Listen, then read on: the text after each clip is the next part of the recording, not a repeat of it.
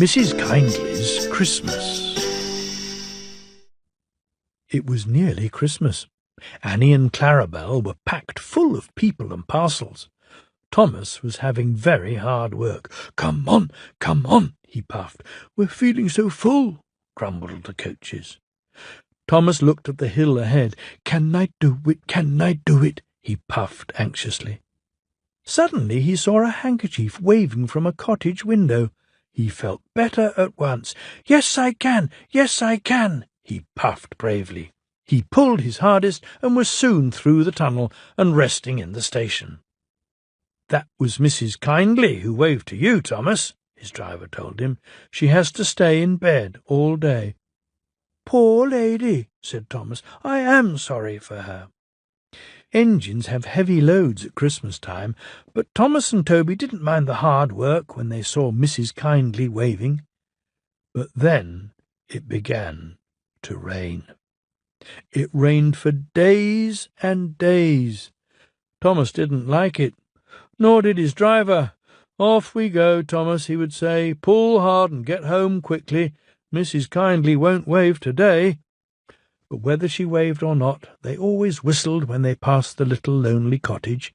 Its white walls stood out against the dark background of the hills.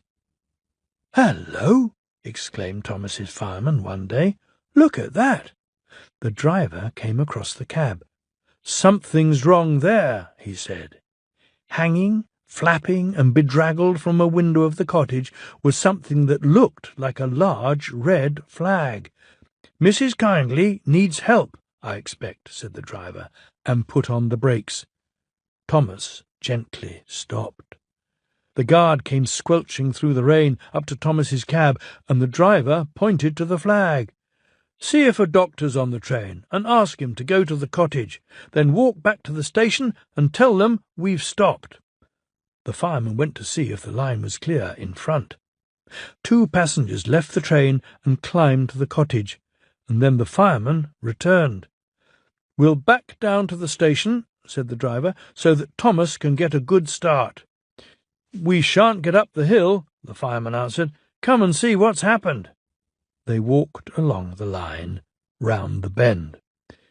"Jiminy Christmas!" exclaimed the driver. "Go back to the train. I'm going to the cottage." He found the doctor with Mrs. Kindly. "Silly of me to faint," she said. "You saw the red dressing-gown? You're all safe?" asked Mrs. Kindly. "Yes," smiled the driver. "I've come to thank you. There was a landslide in the cutting, Doctor, and Mrs. Kindly saw it from her window and stopped us. She's saved our lives." "God bless you, ma'am," said the driver, and tiptoed from the room. They cleared the line by Christmas Day, and the sun shone as a special train puffed up from the junction. First came Toby, then Thomas with Annie and Clarabelle, and last of all, but very pleased at being allowed to come, was Henrietta. The Fat Controller was there, and lots of other people who wanted to say thank you to Mrs. Kindly. "Beep, beep, beep, beep, Happy Christmas!" whistled the engines as they reached the place. The people got out and climbed to the cottage. Thomas and Toby wished they could go too. Mrs. Kindly's husband met them at the door. The Fat Controller, Thomas's driver, fireman and guard went upstairs, while the others stood in the sunshine below the window. The driver gave her a new dressing-gown to replace the one spoilt by the rain. The guard brought her some grapes, and the fireman gave her some woolly slippers and promised to bring some coal as a present from Thomas next time they passed. Mrs. Kindly was very pleased with her presents. "You're very good to me," she said.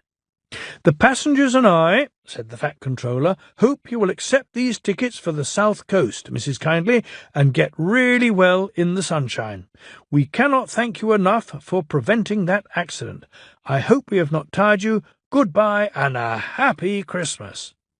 Then, going quietly downstairs, they joined the group outside the window and sang some carols before returning to the train. Mrs. Kindly is now at Bournemouth, getting better every day, and Thomas and Toby are looking forward to the time when they can welcome her home.